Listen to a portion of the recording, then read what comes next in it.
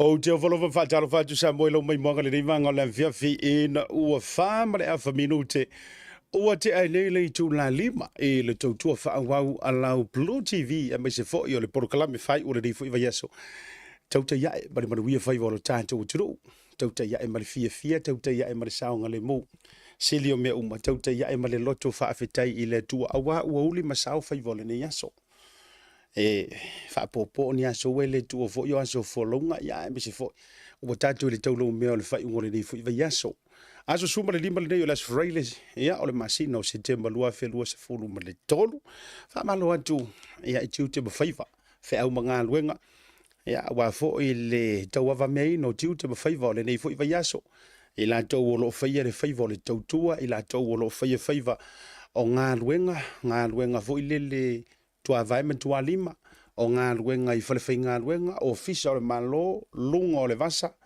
ia o lunga o le ea ia ma le lau ele o le tāwha tolu ai o le sio o manga ia e taula inga i ailo tāntou tautua e whaia pia i le aso ma le aso wha talofa, wha malo ma wha whiro i atu le neivanga o le viavi ia i le proklame wha wau foi i le neivanga o le afiafi o le TAUTAI A'E ma le manuia ia faiva fo i o le nei aso i le agare le i o le atua ia ai mure ila ia o na tātou whaamapuela i o le ano fale o le porokalame le neivanga o le fiafi ia ai whaamalo atu le wholaunga Samoa ia le nei fo i aso e miso tiu te sawhia ngai mai ai o amai aso whareile le nei e whaasifo ai fo inga kele inga kaukua i inga o isi fale Ioi, tuai lava na lu le fale o no les Freud. Ia ua whaasa sao lava fo i le papu la tau ia. Ia beso ni sio tūlanga. Uio lea. Le whai jitia lenga le o le tua no mwha ntāntou lau lua fisi le whai. Mori wha maroma ngang wha afte tele. Ia i la tau fia mori tai le nea unanga mele dei fo i tūtua.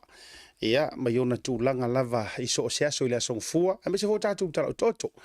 Ma le tua o le aso le nei. Ia, o le ua tauta oto mai pāanga ti o le tautianga i peo le upu i whasale leanga. I le whainga pālo tala i titi a le tātou ua tūnu. Le alava, la koe kāle si whainga pālo ka keli. O le alava e wha wau lava nei me o whainga pālota. Ioi. Ai, o le ala ua ta oto mai o na tautonga mua. Ai, le i whai atuai la si tātou tala, e miso niso whasolonga o le tātou porokalami. Ia whaaftai a tātou company lango sua sa marianga lelei o ila tau o lango sua ina le dei wha me se fo i o le tau tua lau Blue TV. Le Tasi Market po le tātou Tasi Group o lo iai tātou supermarket ia me se fo tātou whaleinga. O lo iai tonu i au te ronei ia mori wha malo mana ngang whaaftai tele tātou o lo whaatawina ma mawaina i tātou whale o lo ia le gata fo i lea. Ia e moli le whaamalo ma le whaafitaitele. Ia i le Pacific 40 ma le talo whawauta me se fo i o le au nanga. I le langolango suaina o le tātou proklame mo te Samoa Service Stations whaitele, Samoa Tourism Authority. Ia ma di sila vo Sama rianga le lei. O lo au mailo la tau au e langolango sua le whaamoe o le tātou Blue TV. E alai au nanga ma proklame. Mori fo ile whaamalo le tātou Universal Church. E le ngata o le lātou whaamalo si au i le taimi ma le taimi. Ia a o le avea fo i o se lango i te tonu o proklame whai ma whaanga solo. Gate lea ia o le tau salamatiu mai le motu tele se la whaisa tupa i tea. O ni sina o tātou company lango sua i le neivanga fo i o le fiafi. Ai tātou tele i o atu inisio highlight o le nei aso ma whaanga solo ai. Ia mua i ona whaelo atu fo. Ina ia maua le tū o ngā tatonu o le porokalame le sa whaia i le asona nafi. Ma ia maua le pālengi o mea uma. O le ala lea nā lai o nā whesoota i atu. Ia i le sunga i le li i whaipule o whale ata tolu. I le taiao na le la. Le tō whale ala le pule rimoni a yafi. Ia ina ia mawhai o na maliu mai pe fio mai. Ia se i whaisana sau noanga ma tala noa. E winga i mata upu o lea ua lau manu ia nei. Ia ma o lea ua ta ua i lavalo na suafa. Kakia ia ngisi o suafa ma ngisi o vaenga e le o le aunga ngā auke. A o le aunga lava auti. Ina ia wha amapue. ia mafaise saunoaga le sosoga I le alii faipule e tusa io nei mautuaiga le alala lena ma le mafuaaga tonu lena ia le ana afu ai ona tuuina atu le tatou invitations ia matalia fiafia mai e le sui mamalu lona uiga sa faile ma talanoaga I le taeao ma faasoa mai le tofā ia le ala I le pule o le pisi o le aso rigei ona I le gata o le faiga palota lea e ua tautaoto mai tulaga faai ai le gata foʻi lea o le faamanatuina o le aso pogisā a le vaega faaufai a le HRPP lea o loo laive le taimi lenei ma faatautaia mai Samoa ia ai o le a tau mafai lava ina ia faavagavaga mai sona taimi e maliu mai ai luga o le porokalame ia seʻi fai foʻi se tala ma tali nisi o faafesili e lea sa faatalaʻula atu ai so e folo mai la le kama gape a mahai a le tatou malologa leaga o le faatulaga mai o le 20 anga I le afa a 2 minute te ele 5 anga I le afa le 5 ona e tau fufu atu I Samoa I le taimi e tau tainga mali e ai le la tau fufu anga fo I mat prokalame o le whaamanatuina o le aso pongi sa a le HRPP le ala afu ona tau fututu na ia tuitua le tatou taimi ina ia paleni le lei ia ma fo I se taimi e whaatara noa ina iso na finangalo ai tatou amata mea atu ia I le taotonga le uta oto mai ai le unga o whainga palota nei HRPP fast ai ngata fo ilea o le tasi o vaenga whaau whaifo le ta ua o le ZDRB po o le Constitution Democratic Republic Party e unga lua rufa le ko ngoi masero lo whaivo sisi I ka ungo pakinge o yo lea ia o le na ua tau whaafonga maua le na live mai fo ia le tato o unanga o li whamalo le tau whaava aina forsa ia e tusa I le tau ava mea ina mai fo I o tonga manatua it's an unofficial count e le o se tūlanga maoti lea ua taoto mai ai aina ona toi whaatepa tulunga le tato screen o le I tū malo fo I siumu o le whaitaunga le tū maule nei le ua taoto mai ai o le tō whawha alongo ka peli la whaele lea sa momo e mai I le vaenga leo le vaenga tuto tasi le sa ia mawaina palo tai 5 se lau ma le 5 se lau ma le 5 o le tofatu a maramo si alawa panga malie le sa tau vai lalo le whaamalo le HRPP o le alfa inga o palo tana ia mawaina se lau varu sumar fa tasi valu fa ia ma le tofa ia tu ana si I leo ta o io sa mia le nofoa le lalo le whaamalo le HRPP mua ma o le mafuanga le uto fo I whainga palota sa ia mawaina le au wha ia 5 se lau iwa se fulu ma le iwa 5 se lau iwa se fulu ma le iwa lo noinga a wha ata oto mai ai la I le taotonga wa iai le taimile nei manu malo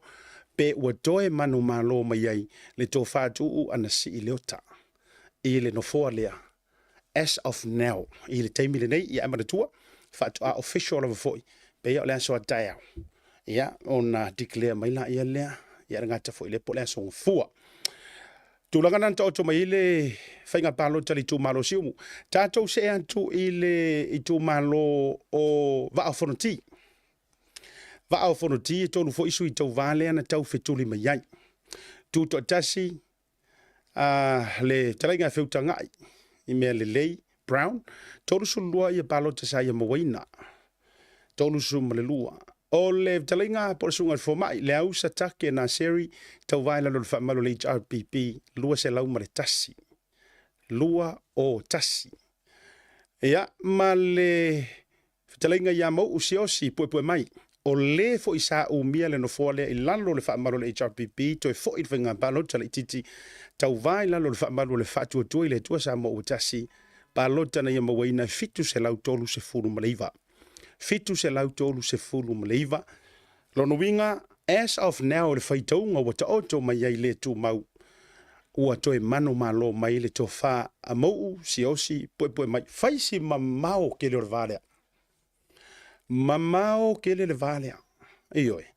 5 se lau mona tupu palota ie valai Ia ona taualunga la ia lea o whainga balon tala iti. Mole nei lava so ile whaitaunga le tu mau.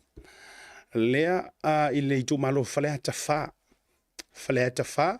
Na ole lua sui na tau vā mai a whalea ta wha. Na ona toi whasa awa tur sunga ia ulu olo tau vātu to tasi. We're just gonna recorrect that. Ulu Bismarck fulu so. Olo tau vā tu to tasi. Na ia mawaina palo tai tolu I vaono mo le whaitaunga le tu mau. Ai o le tōwhale ngoa matua. Ale vena ale. Lea sa ia maua palo ta valu se lau ono se fulu ma le fitu. Valu se lau ono se fulu ma le fitu. Loro wingala. A whaie wha tūlanga mai ai le tau tonga le tu mau po le whaitaunga unofficial council o tau to mai ai. I le ungo le ni aso. Koe mangu malo uma mai ia sui to tolu ia sa mafua yo ngafai le pai elections. Fa faingo fiel tala.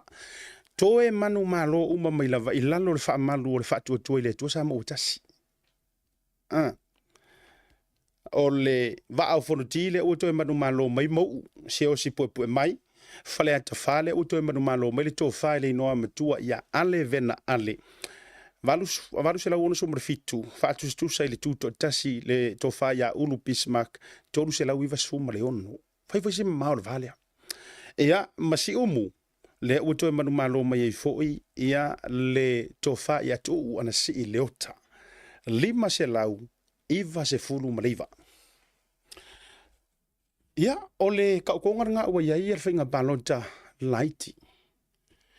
A whaapea umantu le final count wanga mana tu ole so tai au ia ma fa solo tu ile so sa ma le so ngafua. Ia ai a fua ku le vale.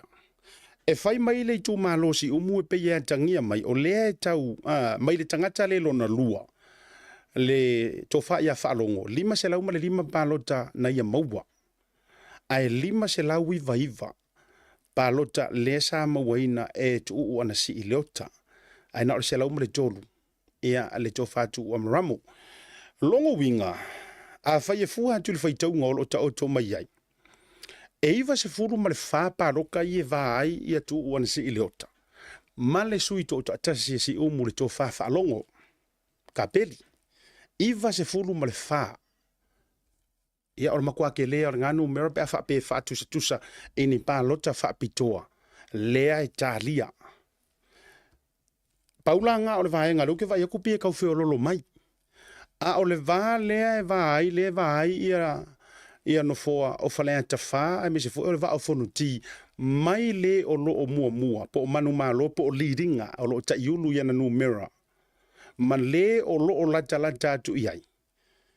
Ia va o fonki fiku se lau ko ruiva mangu malo po le o lo o ta imua le taimile nei. Ai lua se lau ma le tasi le o lo so o ku iai. Ia e whakusa silia ma le lima se lau. So, e koi kiki a whea lo ta whape atu. Ia, ua mangu malo mo. Walanga a wā ma le lima se lau. Ala ola, ngari o resi a whainga o resi lo le palo ka resi kumalo. Sau ia whale ata wha. Valu se lau ono se fulu ma le fitu le o lo o ta imua ili taimile le to whale ngoa matua. Ai tolu se lau I vaono le o lo o lata tu iaipo o le o lo tuto tasi tofa ya ulu, Bismarck. Lono winga. E silia fo I le lima se lau. Ia po o le lata fo I le lima se lau. Le vai fo il fonga va. Tulanga o palota. Male unga wata oto ma iai. Mori fa malo marenga nga whaafte tele. E nei tu malo. O lea ua tali tu malo. Talia le faitaunga faalua, faatolu, ina ia salangi mea uma ma faa mausali. Ai o le ua ta oto a tata o ta uleleia. O le ua ka oko a kaka o ka uleleia pe o le tala I le tama o Samoa na ngalo. O le ua kaka mangingo. Ia ua uma le meo le tau matenga, ma le nofo I matenga, ma le fitongia I faa soi o tua oi. A o le ua vavala mai le tau tonga I esa. Ia I le tūlanga. Ua ta oto mai e whainga balota. Mo moli le wha malo ma le wha afteitele wha apitoa I le ofisa o whainga balota. Ia ilo fionga le komisina, ilo fionga tue filolo bese fo I le sui komisina lango. Ma le mamalu o li ima ta maitai o le matanga ruenga po le ofisa whainga palo tai tonu Samoa. Le ngata ilea, whaafitai malu le malo. La tu malava sa whengai ma le tau awa mea ina o le nei wha moe wha malo whaafitai e le whaingofie. Ia me se fo lo tau saonga le mu, ia i tu malo uma, me se fo i o le whengai ai le nei fo i vai tau i le o whaingofie. Me se fo i o le whainga palo tala i titi le tātou o tino. O le sila vai ngā tau tele i atu le malo longa, ia sa ili tātou fisota inga i Samoa. O le tūlanga le na ta oto mai ai i le unga o Afereti. Ioi, me se lava fo i a kauwanga Afereki a onga. Ia, au te lola na ua tau si la fia uma le ua whata oto atu lunga i le tātou siata lea ma le tātou update. Junior Boys, ia, sola ilona Jump of Champ ma le overall tu whatasi, sola masangato Yosefo por Colisio St. Joseph College. Ia, le manu malo, tūlanga lua nu au sala, por Colisio nu au sala. Ia, ai tūlanga tolu o lo tutusa mai ai leulu moenga fau. Ia, ma le Colisio vaiola ma le moteli salafai. Ia, i tauwanga a le Junior Boys. Intermediate Boys. Po vahenga fu i o le vahenga longa lua. Tūlanga mua sola ma tua Civic College. Woo! Ia, le tūlanga mua, tūlanga lua. Ia, e tutusa mai ai St. Joseph College po sangato Yosefo. Ia, ma le Colisi o vaiola ma le motutele salafai. Ma le tantou Senior Boys, ia po panga mafa. Ia, o lea e whaatulanga mai ai sola fo i masangato Yosefo, por Colisi o sangato Yosefo. Ia, le manu malo i le tātou Senior Boys. Tūlanga lua, le Colisi malosi, ale kalesio skariso lo paioso ngā jai vaiola, mo teri sila fai. Ai tūlanga tolu, se e mai ai, ia vai maunga. Io e le tūlanga tolu. Ia, o iunga na fo tu atu lunga tūlanga fai unga tātou girls. Ia, ma tūlanga o lo ta oto mai ai. Mo moli le wha malo ma le nganga whaafte tele. Ia, i na yalo ma whanaua onga, malo le whiringa, malo le tawivi. Wa uwa iaku o se kausanga mua le nei matua unga piuse me o mpesenga. Ia, ua whainga i kano. E ia le au kausingi o. E fo ilea o ngā sa leo ke lea lako paki ma le pumfa pa o. E le mua fo ini wa aselua. Ta doatu le malolonga. Ai si sa idiska ko fsoka inga i Samoa ma le tōwhala le pune. A fo i mai. Ai mo le tatu fsota inga. La i an tatu fel tatu fata talonga. Ta doatu le malolonga.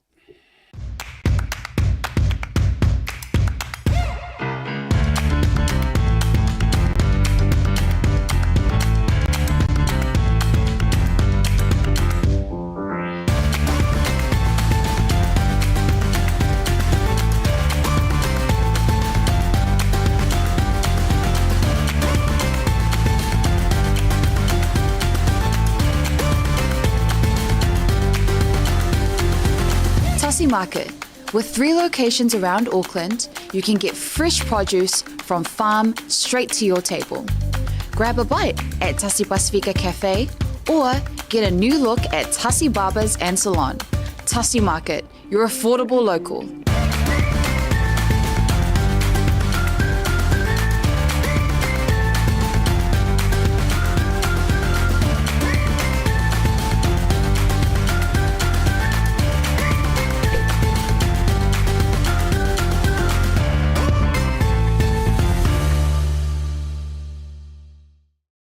Le atau nuu mai ia te oi i le aso mua o katopa i le 5 i le afiafi i le Teardrop Event Center i Manukau. O no fuanga sa whaingoa mua o le Vodafone. Se aso whaamalolonga ma le whaalia o le mana o le atua i lau soifua. O se aso vāvenga mangaluenga ma mana o le atua o le awhatau wina i lau tangata. O lau awanua le lili nei e te mori mawina ai le mana atu atoa o le atua i te tonu i ate oi. Su mai, afio mai tātou te awai whaatasi. O mori mawina se aso whaangalunga tā. O le fotu ae, o se moe fou i lau soifua. O le ala vaso le a e tauri mai nai, se whangu sua upa ia mai Israel e le aiso na tani. Awane e msia le neia manoa matangofi. O le a e mori mawina i fo le urfale mai o whaatusa o le atola au o le whengainga a le atu. O se aso whaamorianga mo oe malau ainga. Aso mua o kitopa i le Drill Drop Event Center. Manukau, soifua.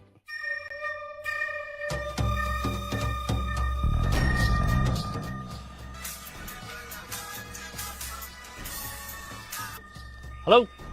Happy birthday, Us! Yeah, happy birthday din ko makiva. Siyempre ka na mo video ko ay.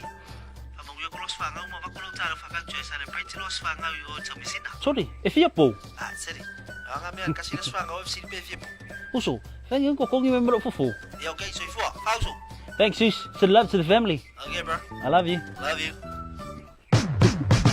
Maroso. Oh, talo po, welcome to Thomasin. Maro. Pwede mo. Talo for bacha.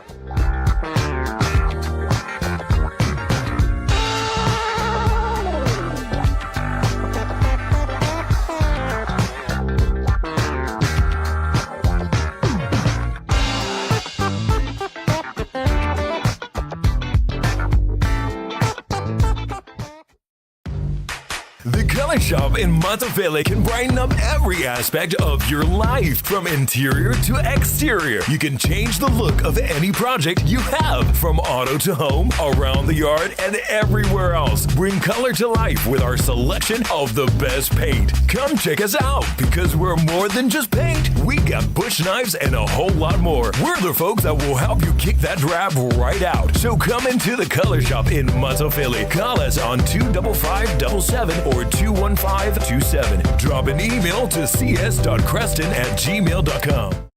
Oh, wow. Oh, God, makes you just give me a second, eh? Hello? Auntie! Sorry, kaya so mo yan. Yeah. Oh, bayo ko. Ano may fay? Sorry, uso. Kang ay sen, may isang kupeng nga siya ipang problema lunch para okay. Ano nga ba kanya ay fangay? Baby, what do you want? The barbecue one? Barbecue? Okay. Chef, I'm more sorry. Yeah, okay. Ano ta fa ka mo? Thanks, man. Love you. Love you to the family. Love you, man. Okay. Hello, Vaku. Yeah, fancy. Barbecue? Yes. Do you have the barbecue, please?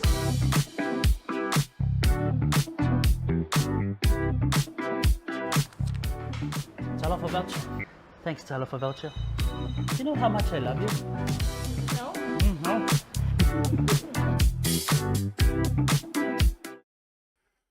Joy va vele ajur choy liu me proclame malo longa masani no choy choru binu cheo na afa leo le chula elima ele chocho fa wa wala Blue TV. A bisho proclame chocho ya e bru favor chanjo chiru ele dei foi vanga o le afiafi. O le na chofu ya chule chanjo fiso ta inga e Samoa. Ya male sunga le li fai pule ya por chofa fo ya le pule remoni e yafi. Ai alu chanjo malo longa. Ya lenga o te manatu fo ya uia ina ne ifa pe mai le malu no telo le tunu langa o le utali nga me se fo ia o lo no tainga na mafso ta ile ta ona le la a o le alu tanto malo longa ya o le uto fso ta mai le to fa ele le pule remoni ya file la tu na tu lunga pe ano fo ya o me mamme manino o le ma tala noanga le muli le fo ya le alu por kalame le uto sisina mai le sa o fa ilo ile fionga fo o au le o live ma o le foi o le o vilian tu pe alu le break ina io to fa fo maua wa o le WhatsApp em fa no so ta ye ya le la so ta mai le to fa le pule to si sira mi fo ya o le na ua ina ia manino fa fo maua le tu no ele o fa kua el tau e tau ta ya e mas ya ta sta to tala le la o tali mai le sui mamanu ya uso malielo loto o le tamata upu ua ile loia ma ua fautu ina aua o te tala no atu. Ya. Ole kulanga la ngale wa ye. Ya pe anu fa tu fo ile tato amatanga le prokalami. E taua io le sau o le whamatalanga mai tu e lua. E taua fo ina ne pe mai ia le tofa le sui mamalu. Ia ua whai ku au le whatala noanga ma a fea lava longa suafa maka ua longa suafa. Ia ona mātou le apo apatula ia lea ina ia maisona fina ngalo. Lea I did exactly ya. Ia le me te tau ona whai mo le whaapalengi inga o le fufuanga. E te tau ona tā pāse fina ngalo le sui mamalu io lea. Ia le ua tau sisira mai le mamalu telo lea. Te rua la tau fu isa tuli matanga wina le whaatara tano. I was so looking forward as well. To be completely honest. Ia te talo atu lava. Ina ia whaataunu ina se vaenga ngā o le whaataritala noanga. Ia, ai taruaila, ia o le uwha iloa mai, ia, e tau fo i o nalo ia le tūlanga lea. lawa ia au o le loia ia ma o te lo fo yo le ale tele se tūlanga e a fea ia i le vaenga lea. Paula le tūlanga e manantu e whaasoa ia i le nei vaenga o le afiafi.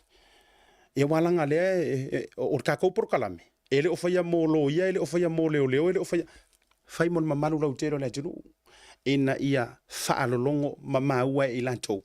E sea maua kelo le information le nei. Le winga la lau tala. Ia le o tali fo ingisi wa kele ha fo ima ele isi se ala tala le son nafi. Wa tele ai fo ima la tangata wa fai mai fua ma fai mai fua ka ika. Ia ma fai mai si tūlanga. Ia le la wo manatu. Ia e fesiringia le finangalo le sui mamalu au mai fo ia le fo le afio mai. E sau e wha manino le apito la au. Iyo e wha manino po le halava. Manatua e leima se meo vaenga nei were proven to be correct or guilty. Ai, o lea ua whailoa whala wa i tele ia le finangalo le sunga e Samuel. Ia, wa te tau fo ila i le tātou media ma le tātou au unanga. O na tātou sa ili atu. I le ua ka ua longa suafa. Ma tu ua ia. Ia ina ia maliu mai e whaisinga sa uanga. Now, ai ei se fianga o lo uloto i le mea lea. Se fia kuala ukara lea, ai ei se fianga o lo uloto. O le fianga. Pe a whaila o le ua ko ia ao o lo ia, ma ao le tūla fono. Mana tua. E se i o wali aku fo ili tala lea mo le toa telo i lantou. Wha malulu o tau fina ngalo nisio i lantou. Sa fea le tūlanga le wha pia mai. O le mata upure nei. Sa le tatauna mai publicly. Le lau toi whai atu wha pia. E ko kele e whiololo anisi na latou saunoa ona o le kea. O le lantou manu i vaenga o le saonga le muma au te whailo atu le fiafile nei. O lo saonga le mumea le sunga e Samuelu. As of o feala iei Samuelu e le mawhaiona o whailo atua. Ai e mawhaiona o whai atu whapea. O lo saonga le mu ia Samuelu. O lo saonga le mu ma o lo ta oto lava i tūlanga ina ia toe a fea e le tūla fono ma wha au vaenga whapena. Na ona o whailo atu whapena. Whaaftai tele ia ilantou na tusi mai, ma message mai, ia ma reach out mai. Ia mo le saonga le mu o le sunga Samuelu. Ia e mawhaiona o whailo atu o lo o geimea uma me se fo o le malu puipuia. O ia tūlanga. O le isi la vaenga. O ilantou lena whaasea ma whaali o lantou mai fo ile le isi o prokalame whape mai. Sa le ka kaunga au mai al porkalame ma tūlanga uma. Ia. Se o whaasoa atu le tūlanga wha le tūla fono le tautonga o cases. Wa mai a foi ona o sa ilia me se foi le pulenga le tātou Bluwave. Na sa ilia atu i le legal side of things. Ai le foi wha mangingo wha alawa ikele. Wa langa ye ile si o le so le alu ia. O le songa whikongi ia ia. Wa avea foi le leo langa ingilisi. Ma mea ua so le alu ia ma wha pea ia ia o sa oanga mea lai songa kongi. Ai si wha fonga mai. O le mata upule nei. Ele o iai ma se court order. E suppress ai. Ka ngoi su ele winga le upule le suppress. Ele o iai ma se court order whatsoever. E suppress ai ngi ngoa o ngisi ma le whaailoa inga whaalawa i tele. Ioi. Whafonga le lei mai lava. O tau ia ko ki fia ka mai le tūla fono.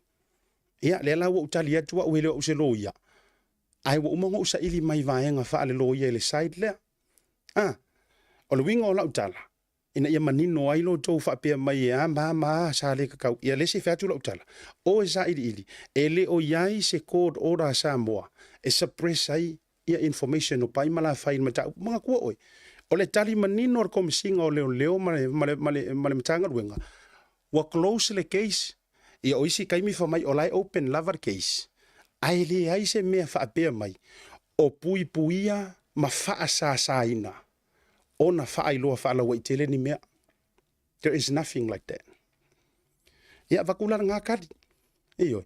A wakula ngā kari mo o le te whaalilo fina ngano lea mai whapea mai. According to the law and so. Ia. Ave lau oe loa e ke o lai o hia.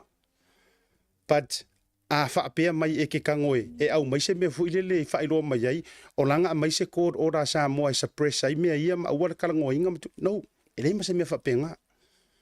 It's out in the public for public opinion. Se o le mea le aka kou e kau sa ve ua kuloa se mea la kau ama ka lofo inga. But anyways, o nai vaenga nau te manao, ina ia si la fia le lei.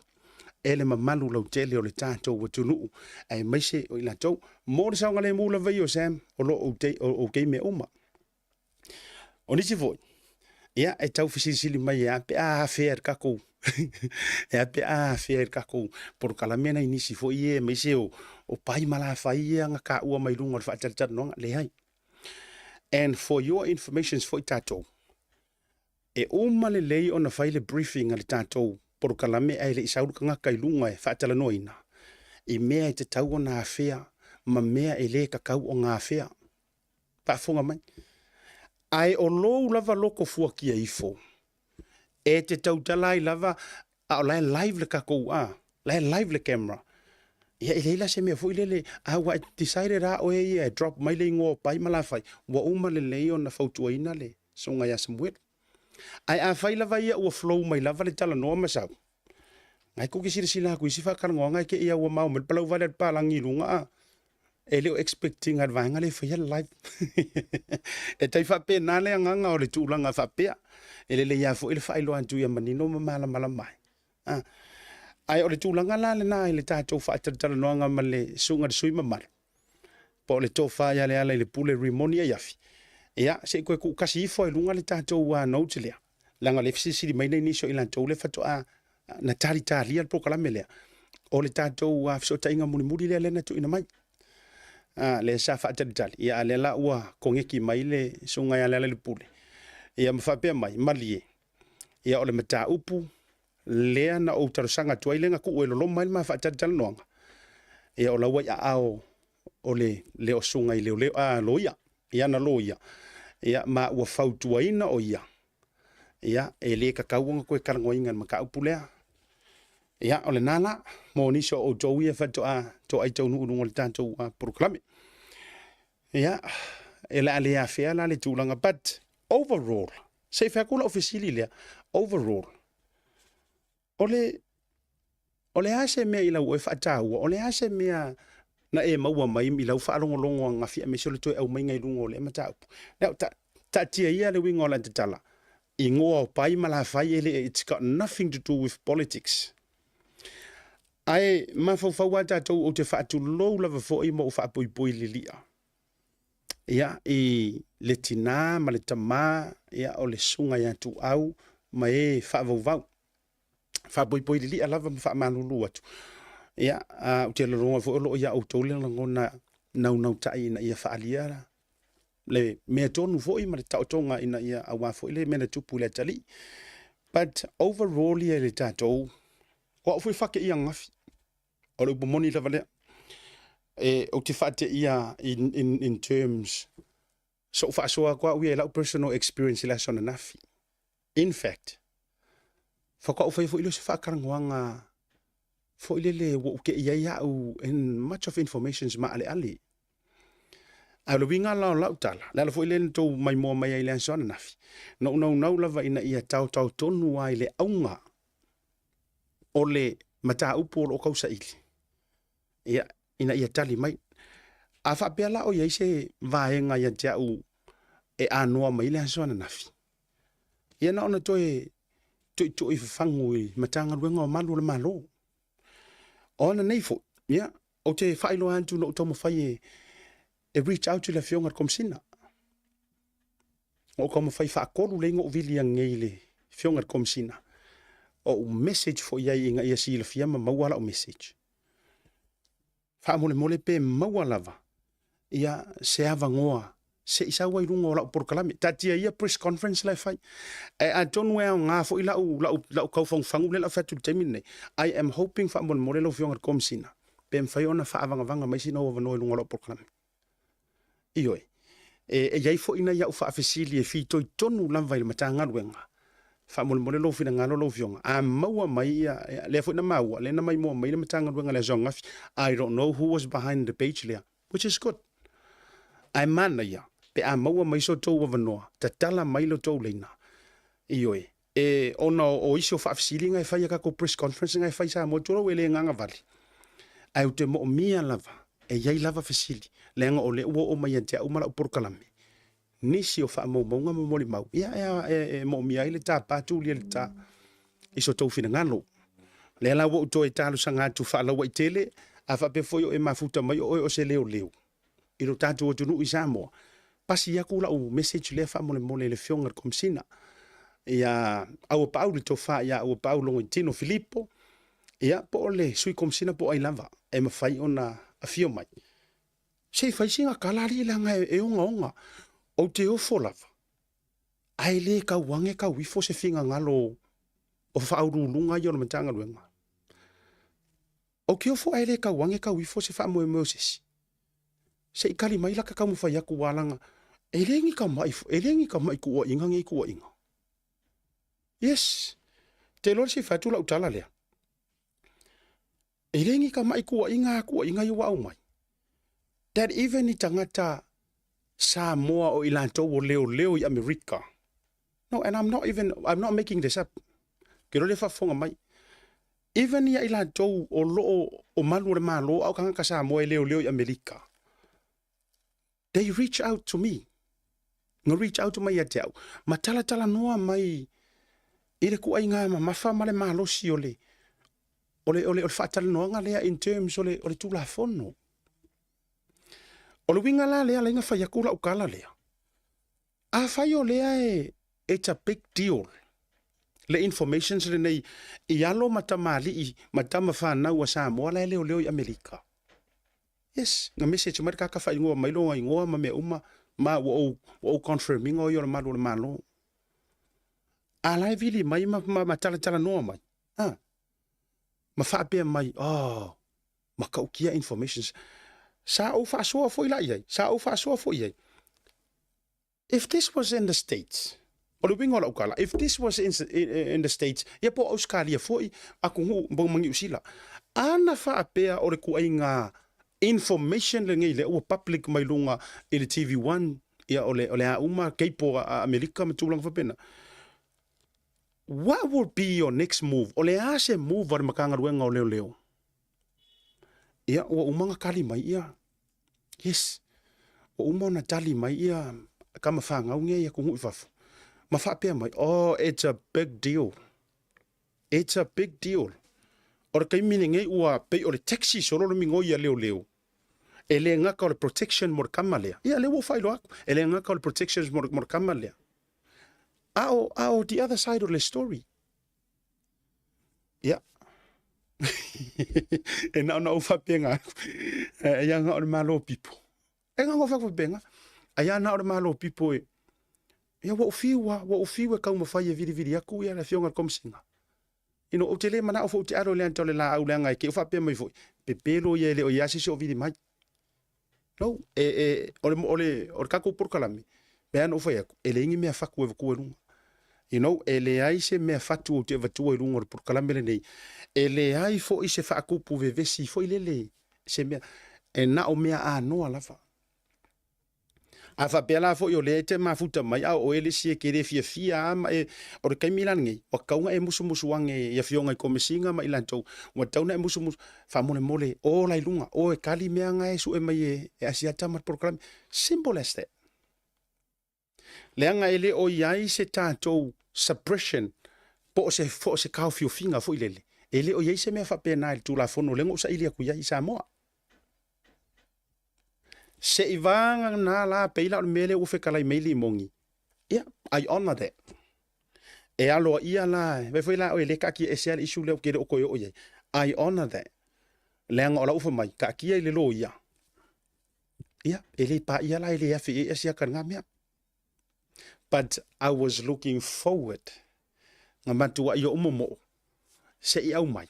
Ia, ma maua se ava noa. Ia, e whaatala noa le sui matu. Inga ia maua le balance. Au inga i o kou whaapea mai. Ngā o mea e support ele faste e au mai ele lilia. Yes, walanga o te loto manatu na. Na o mea e support ele whai ngā maa lo ma le fast ma tūlanga whapena. Ala leo o reach out aku. Ia e pangalea. Ia o le la wale me whai ngā maua se ava noa. Ai... A e fesili mai pe la mengo le reach out mo mo kai mi fo yo me fa por kiki. I am telling you. Ua makua kakaunga kou over ngā mea. Iwe, ua kaunga kou over ro ngā mea. Ai ngā o fresh informations. Ma mea whaapea. Ai le ngata ilea o ni tuua inga e ono lamatia ai le soifua. Ia ona i vaenga la nā fo ilele wa umanatu. E a ona au vantu ilunga le tātou programe. Tātou atu malolonga. A fo imai. Ia ona ia ileo se vaenga la ititi leo. Ia me se fo na initial information. Mai la sona nafi. E fia fea ila ukalangoa. E me se ka mai vaenga le kasia. Ke penga misi au tau le sona nafi. Pe mai a tātou malolonga. O le atau nuu mai ia te oi i le aso muamua o katopo ai le 5 i le afiafi i le Teardrop Event Center i Manukau. O nofuanga sa whaingoa muamua o le Vodafone. Se aso whaamalolonga ma le whaalia o le mana o le atua i lau soifua. O se aso vāvenga mangaluenga ma mana o le atua o le a whataunu wina i lau tangata. O lau awanoa le lengi nei e te mori mawina ai le mana atu atoa o le atua i te tonu ia te oi. Su mai, afio mai tātou te awai whaatasi.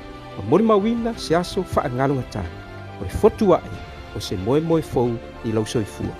O le ala vaso le a e tauli mai nai se whangu sua upa ia mai Israel e le aiso na tau. Awana i emsia le neia manoa matangofi. O le a e mori mawina ai fo le ulfale mai o le whaatusa o le atola au o le whengainga a le atu. O se aso whaamorianga mo oe malau ainga. Aso mua o ke topa i le Teardrop Event Center. Manukau, soifua.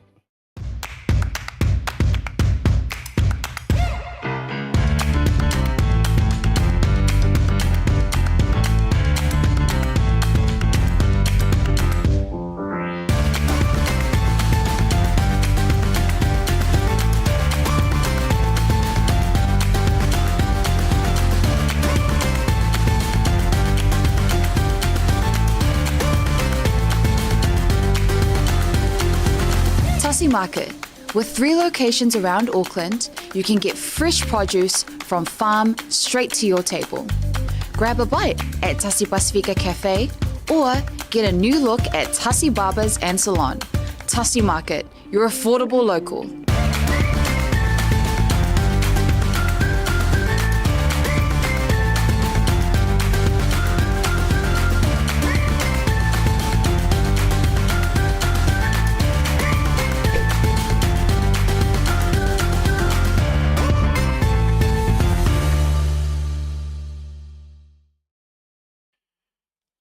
Table wati la ufaso mle fitu miru tau tenele July 5 e le tau tua whaua wala Bluwave TV me se fort pro club tau te A'E male mruia fai volunteer o tiro ule deivanga o le viafi. Ia, toi wha manulu an Maota O Samoa ua le pa au mai le tau wha le ala i le pule rimoni a iafi lea sa poro kalame le mafa ataltala noanga.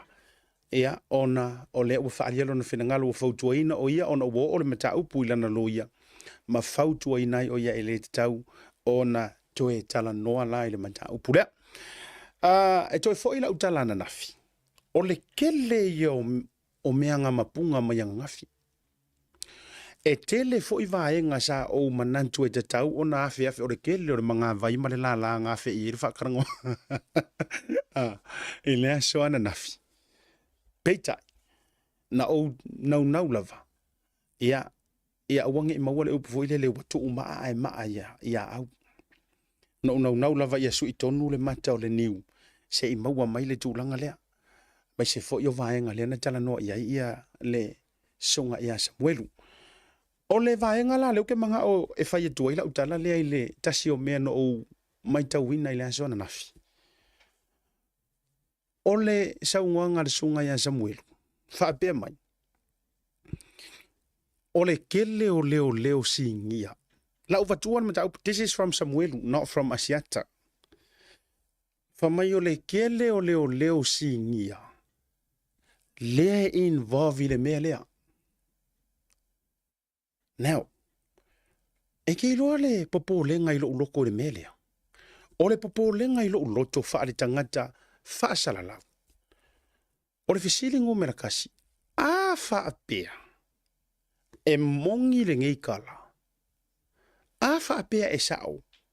Ai ngā sau le lisi e Samuelu. E la vea mai ai le ngā komisinga mua. Ia, suia o kou ingoa. Sau ai whaurulunga se o mai le taimi le nei, o le winga la o la utala ma le fesiri. Whaapea o le la koe fo i de maka upu lea, e toe lote e leo ma le tūla fono. Who are we possibly thinking of e ta tauna whaiar ngi maka upu? What do you think? Kako whaasoa lau tele? Kako whaasoa lau kele? Whaapea o re kangaka langa so le ele o se mea ula i se si le mele ngi. Le no toe wha mamawha lawa fo ea Samuelu na so ngafi. Ia e tautua nā mā o e kere i koe kali mai fesilingi. Ia o te mana o ia i loa. O au upu maukala. E koe fo ia koe whaima mori mau ia ke oe. O le winga la le wha toela utala lea. A whapea ngi o le a vea o lea you know, this is a if conversation. Ai a whapea mai o lea kau involve ai some of the top cops or officers. O le aso finga ngalo Samoa. What would be the kind of like a possible scenario? Se menga woke o le ko kelo le waka mai o le tunu. Who do you think kakau o ngā o mai involve le whaingoringi? If there's a case. If there's a case. Who? La yo lo ofisili na wa manatua. To low lava foi. Le ala foi le la yo no tai mai ma we pe anga o ma mai se kali ale vionga kom sina o leo. So ofisili ku yai. A lo winga le te fai joela utala. Fa makala a fa pe o le allocation le nei le o matua serious lava tu ina tu fa pe nei e involve ai some, not all. Manga kuwa, not all. Some. Ya, koe makamaka a whai o le whato e mō program, makamaka pokala meang po ngai pia kau sinko lau tu mai a, but that's up to Samuelu. A o lau, o lo uvai vainga. O hai o le a mawhai o nga possibly o mai e whai. Ngai ko ai ngā cases whapengi. E whai lau tala. O tele mai loa tele. Whatule, le whaafonga maua na tunu. E kei roa la ukala. Nga pauana mea ngā ofia ingalesi ai. Tu lower whaafonga maua na tunu. No ofia mana o e whaisinga fisoso angi ngā kausa ilia. Le afua nga tonu o le maliu o si tamititi le tu lou pa io ai. Sa paua le skami mea unga ue kausue. Pe maua la nga le ufa mai wasilinga kali iseu. O le saunoanga le ale fionga komsina o yo le minister o leo ya tia. Maporo kalame whaiso. Asiata. Ua matua le maua lava ni informations. Ua le iropo fea asa ilia le alanga ngā renga close le case lea. Ua si linga kali iseu. O whapea loila uka kalo mo kuri vai lea tua. Kalo sia I never give up hope. E iaia somewhere somehow. Sesi ai ka kaungo ngai loa singa mea. It's just a matter of the time. And then all of a sudden, fesoka i mai. All of a sudden, mauar fesoka i ngā maraka lea. Yes. Ia, lea la ua saur ka ngakan ngai. Sode. E le ngaka ngā kali le fesiri ngō kausu esu ea. Mangkua ele o wha maungia, fo ile le winga le tala. Ai ilana ia sau noanga. Ele ngaka inga sau pa kong ware kali lea mamau. Ai ua langa i lo manisio mata upu titeli. Oko. O lau te talo ma le whaololo ma au al porukala mele ne vanga la fiafi. O lau kakaloa kalo sia. Aua nge iyo oile oki. Ni kaupule pulenga ngisi kuo le melea. I am just throwing this out there. Whoever is listening, whoever are the right people, whaamole mole.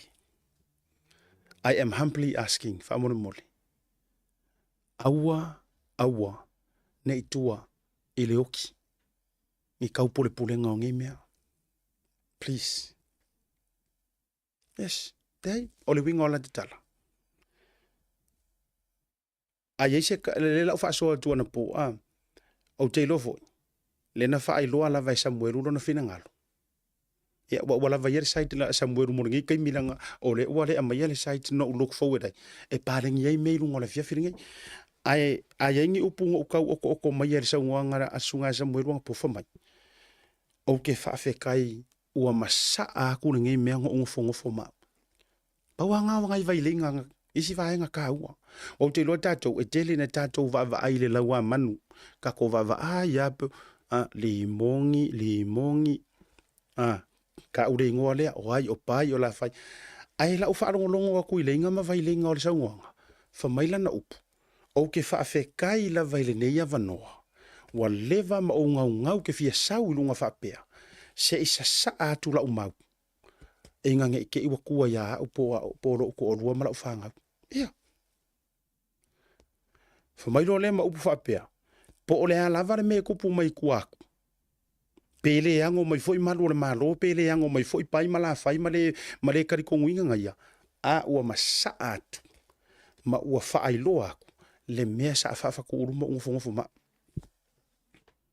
o pua ya Samuel ai ngofo ya le ma u fa pia ya o ka ko u ma le lungor prokala mele nei taimi le te fa fonga mai mai ila u kala le la fa yaku ele ai masesi o e ma se vanga o se angeru pa umele langi ele I faia se mea se ele I faia se mea se ma se mea fo ile ele I pepero le olanga dai kiki pekere e ila le menga e ka o le kio tu fo ile ke ka ngofo po le ya lo fia kama po le ya le fia ka ke o fo ringa e ka amilo milo le menga I kongo lo loko e fasi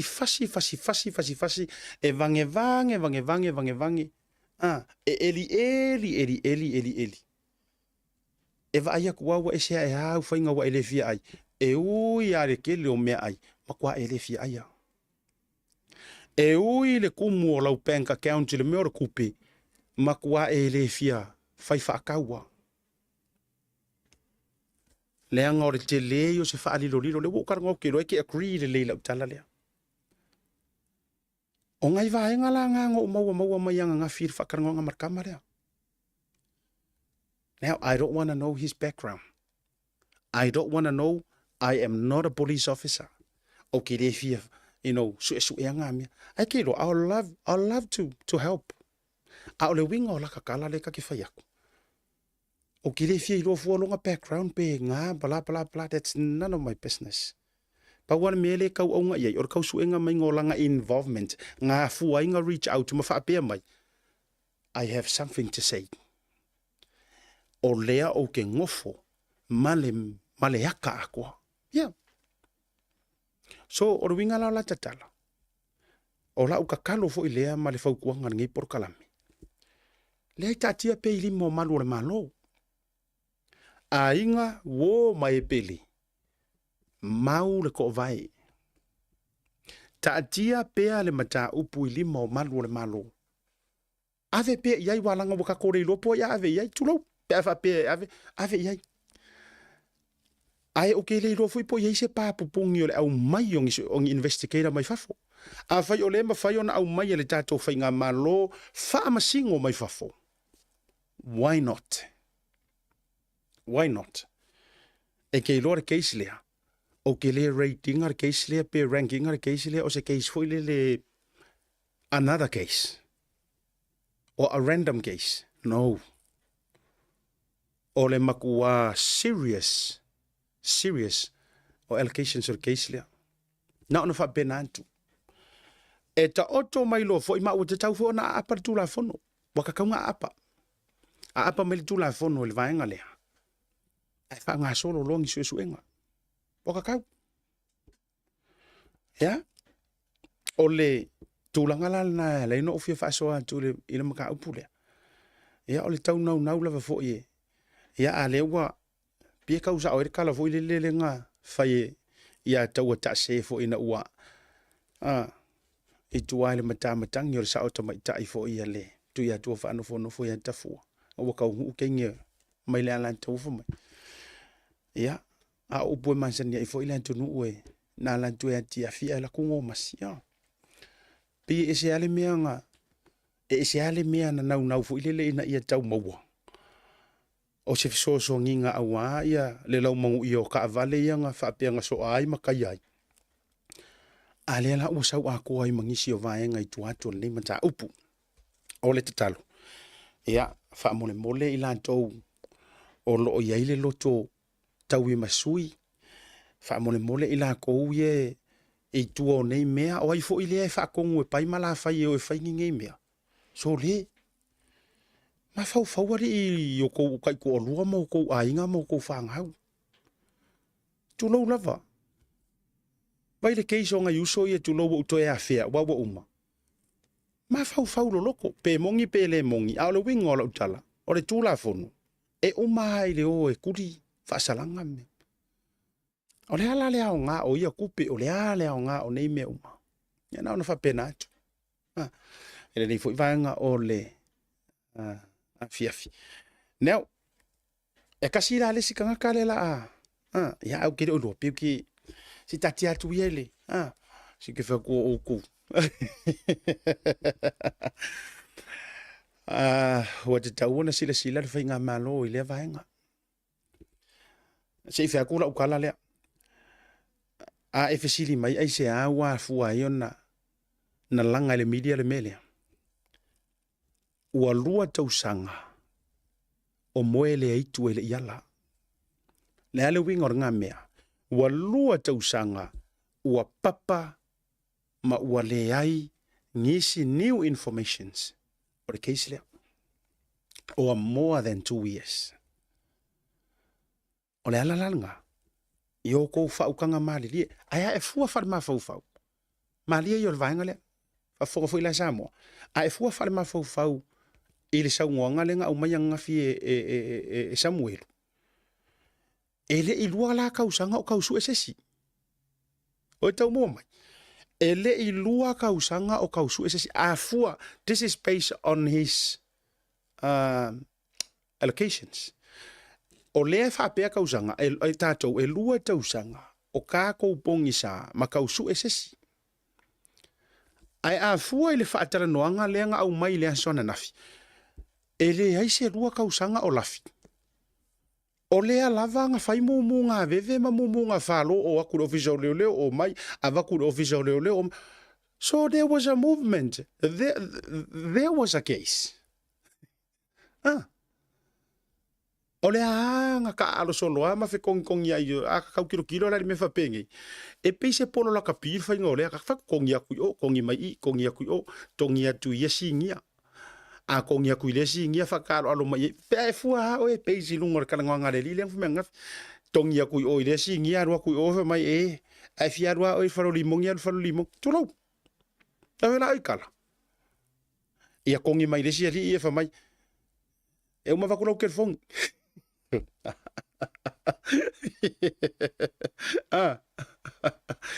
Faku a e tango nei e fua whaare ma fau. E le heise me ka o se lua kausanga o kausu engi evidence. Ai a whai e ma whai ona o tango e toe wha upu. E lua kausanga pe within le nei lua tausanga. O fe kongi a isoro kama lea. Ia. Leanga yeile si upu nga amai e le tamale le zona na fina wha pe mai. Ilana mori mau. O ia sa wha o ngā. E whai matangata informant. Matangata e so o tanga ai leo ma me kukupu community.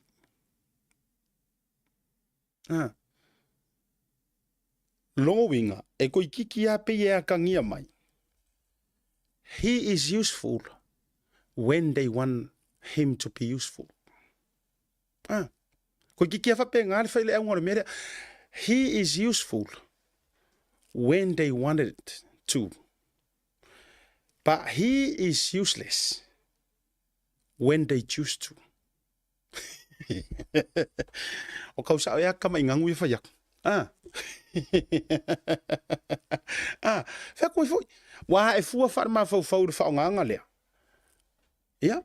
Au kangongi e kakala aku le wingo lea upu o oi o re tangata i oe.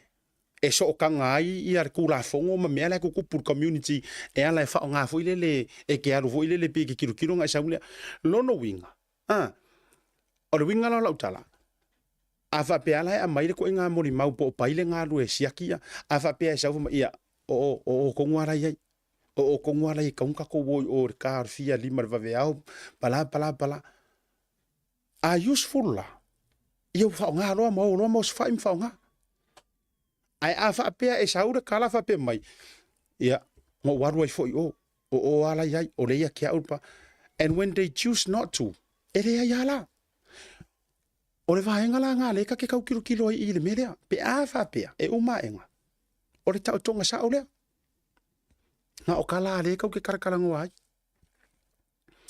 wa ana mo mai la leva no le to fali moni e sa wai lunga I pe ngeila wa ese foi la le story kau kala ngoi we would love to hear his side of the story ya e yo lea ya wale pela uma ko e ma ume kia fa fa investigate la tata tu malolonga la tata tu malolonga la o so ku singa ka ko mai tata noanga fa le nganga le ai le foi ko kau po le si ru ma vo fifi si ke vai ko ke mi ngai e sa oi pili o ke mi ngai si ke vai tu polo makai ru mor kiwi mo mantu ai ia fa sa uki a mai ia le tanto fe aule mai Universal Church ma sunga ia va tu funga e ona foi mai la ia si ka ko sa ilia pe o mo sing so ka inga Samoa ia il mtanga ruenga leo E whaatalo whātu, I le swafa manu malo I su kiriso, ia I lau tō whā asiata,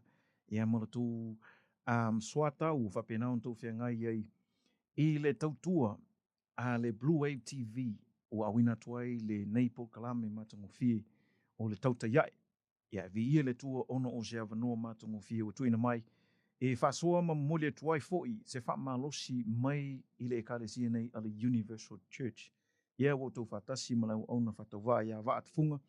E moli atu se upu wha malosi I tu tonu fo I ngā luenga o lo whapenao na ngā lue le au na le tua ia man au whenga renga le tua.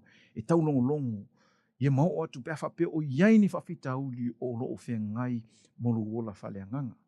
Ia, o le nei tū la o te whiwhia whalau ilo atu le Universal Church ma Paul Kalame ua whaatatitia I le vai aso asau nei, au loma, o le ai, o le vai aso muli nei, o le taimili nei, o lo whaasala lau, ma losi tuai. Ia le sauninga leo le awhaia, o le all answer event, ia po tali uma, so o se tali olo e mana mia. O le event lea e te tau o na oane e misia, leo le awhaia lea I Manukau, e le Dewdrop Center I Manukau. Ai o le event lea, e tele mea o le a tutupu ai tutonu o le sauninga lea. O le a e tau au inai le sua ua umo na whapa iaina mai Israel. Ai le ngata I lea, o le atau nuu mai ai, o le a wha auru whale inai, le wha tusa o le atola au o le tua. Di tiro fo le fionga pa ia le tua. Ta tonu e mantua ia le tina ia hana. Iwe. Hana o le tina e pā. E le whanau. Ai, o le alamen tupu ia hana. Nā alu hana I le the temple. Nā alu le malu. Ai o te tonu I nal malu. Ola ia le atola au o le tua. Nā alu hana ta talo ma whaalata lata I le atola au o le tua. O le alamen tupu ia hana. Na maua malen tali. Tali ele tua. O na olai ai tu tonu le malu le tua. Le atola au. La fiu ai le mamalu le tua. Sa whaafofonga fo I le tua I le tangi ma le olenga. Wha maonia a hana. Ioi. E hui lea na titilo tu ia le priest. Po le taitai le whaife au. Ia. Ma titilo atu po. Lai mio ngoi ngutu hana ai le lopo le ale le mela tangi hana. Ai le loa au ele priest le. Olai ole hana I le tua. Olana o lenga tangi. Ua le mawhai ai hana na tau ave le tinga ia ma le whata wemu, ma le whai. Ma le tele o le matangā ua whapena ona ia māsiasi ai. Ana maua mai le tali hana mai le atua. Ia na whaapupula ia i to tele.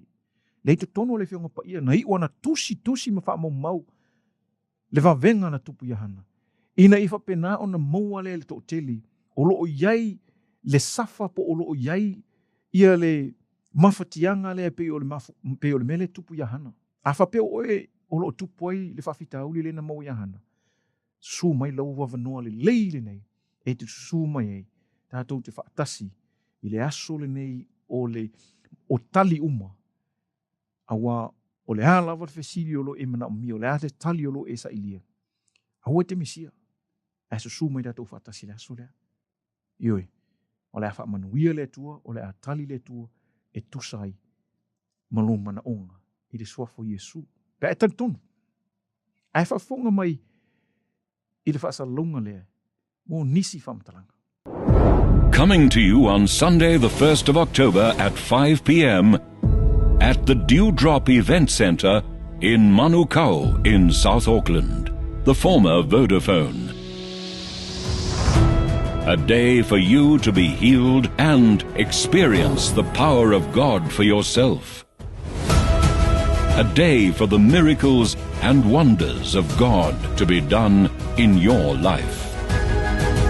Now is your opportunity to receive the power of God.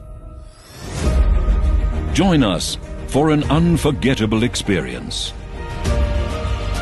It will be more than just any ordinary day, but the beginning of a new life. You will also receive a free bottle of blessed oil from Israel. Don't miss this unique opportunity to experience the miracles of God. You will witness the entry of a replica of the Ark of the Covenant. A day of miracles and triumph for you and your family. Entrance is free of charge.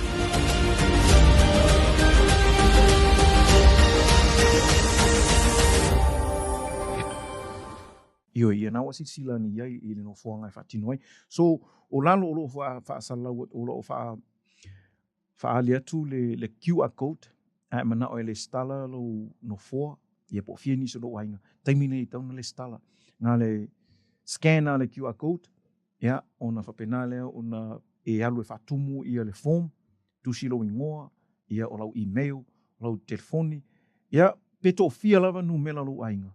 Taimine tauna le skala mau le noa nei, te iwa tumu, ia le maua sena fua, ma a e fia mau o le whangsoa au foi, o lau whangsoa au, e maua fua, ai na o oe e me whai ona e alu te tonu, a le skala lo fua, ona maua le lo whangsoa au, wa o te tonu o le mea le a whai le event, e tu inatua i e tu awa tua i lo au, lau whangsoa au, e maua fua, pe a whape le stala no fua, te latu o, ona maua le lau whangsoa au, Ioi, awana imisia le stala taimi nei manu o mau le noa e le soafo Iesu. Ai, whaafonga mai i le tautinonga, po se moni mau fo e se tasi fo i o nganga, na mau le tali i le event, ia po o le event na whaia mumua, sa susu mai le tangata le, whapena na mau le tali sa tau sa ili, whamanuia i le tua. Ai, whaafonga mai i le tautinonga le. Salawalawa Samoa o lo ingoa o e seta. Ai o tele i ulu fale mai i le Universal Church. Sa whapea na whia ngai o ma telo whawhita uli tono lo ainga i la whanau. Ia whapea fwoi o na lavea fwoi a o male se tasi o le whanau i mai o le tino. O le utama na laiona o la sia mai le Universal Church. O na sa yaini whawhita uli a te ia i le ona soifua maloloina o lona ola. Soifua maloloina. Ia o se atama sa maua o ia i le mai fatu sa whapea no sa ili. Sa whapea no sa ili so se mea lava sa whapea no walu i lunga le internet. E su e ai se fofo. Ai o te le iloa e iai le la ale e kalesia le nei o le Universal Church i nei o tahu. Ia ai o te le i sau ma o sa ili i se i se tonga fiti mo si atama e sa whapea fo i ona maua au li tele mai sa ufia ngai ai o au o stangata e sili ona mai i te tonu o le matou ainga ai au te whawhetai lea lofa o lea tua wa whaia a wala e ala i la utama sa whapea ona mau mai ma te sa ili i se tonga fiti wala au atu i lea tua ina o tangi atu i lea tua e whaasino mai se awala le lei mo au e mawhai ai ona malolo se au tama ona o le tele o whawhita au sa whapea ona whai mai tangata o te alu sa ili i fofo i tua e fofo i taulasea so sa whapea ona matou le ai lava se swinga toi lava ina o mai le ola se au tama se o le ala lea na lai na matou lu fale mai te tono o le Universal Church i o tau i le lua afe ma le iva sa matou a wai te tono le ekalesia. E o mai la li taimi nei, o te whawhitai lea tua, e vivi whai ia e lo loto i lea tua, ua whapea ona manuia o ia ua matua nei, ua whaingaluenga, e o fo ia te au ua le aise mai. Vi ia le li i whawhitai tele lea tua, whawhitai Samoa mo loto a wai mai, ia whafo i le vi inga ia te ia. Nei la o te wala au ina tuai, ma le whaalo ia te o tau, si o atinu upele wai ie o fia maua se fisosoani ma liu mai tala mai au o loo iai le tali mo tātou i le aso mua o ke topa i le lima i le afiafi ma liu mai matala au mai tātou a wai i nei i le mele sa iai le Vodafone mua ia o nā la whai ai la mātou event ia e te whapea na receive na e tau au ina le sua au o man whapa ia ina whapea foi ona e pai atu i le atola aua le atua. Ia e whapea na sui ailo o langa i le suafo Iesu Keriso o te whai aile nei mol mau ma le anganga whaftai lava. Amen. Ia le nā o e whaafonga ane i le tautinonga se tasi ua whamanuia i le tua. O e le te mana o mia se tali. Au e te whaatali. Au e te whaapea o se i o le vai aso lea. Ua leo te lese taimi, o le aso sa nei, lima i le afiafi. Aua e te misia, lima i le afiafi, tā penga le leilo ainga, a whapena e alu le lotu le tai au. Aua e ni iaise me whaavelawe, ia tā penga, ia e nofo le lei e pukulo wa manoa, ma tuuro taimi. Aua ne e misia i le lima le afiafi. Tātou te whaatasia i le sauninga le ia, aua ne e misia. Pio ne e whaafonga i le tali le tua na whaia i nei i le tele o tangata malato mo ni mau. Whaamanuinga le tua. Whapenao na whaia le tua i lo oranga. Ai aua la nei e misia. Ai susu mai tātou te whaatasi. Ia au te tautonu ua e ia se tali o te tautonu ua e maua foi. Ia se whasoswani o lo e mana o mia. Ai aua e te whaavaivai. A whape te mana o mia te vili mai pe wala au mai. Vili mai le numela o lua tasi, lima o tasi, lua fitu tasi. Mo nisi whaamatalanga pe whape te whia i loa atili le aso le event ia mana no whanga. Pe whape te le o maamalama i le tele o mea o lo whaali atu. Ia au te tautonu. I lo se mea tau whaamamalama o e loma si le whia o e leo lo e whia ma e papa au nei New Zealand. Whaingo whia na e maua o lo i tono manukau. Ia i le Dewdrop Center o le a whaatino le tato event. Ia ai momoli atu le whaftai tele lava mo le avanoa i le au aunanga a le Bluwave TV i le whionga le whaatonu ia asiata ia malelato au whingarenga whaftai lava mo le nei avanoa mātango whiu e tuina mai ia whaftai e te fo ia Samoa so o se Samoa o le huapenauna mai mo mai ia ma whaatasi mai le tato po kalame ia whaamanuia te leatu le tua i le whai ungo nei aso e ngā te lea o whainga malolonga mo ia whapea fo i la tau ro whia ngai ma tiuti mga luenga le nei taimi ia whaatasi le tua ma pui e te oe aro e whia ngai e mga luenga ia tātou toi wheloa i atili i le sofa manu malo Iesu Keriso soifua.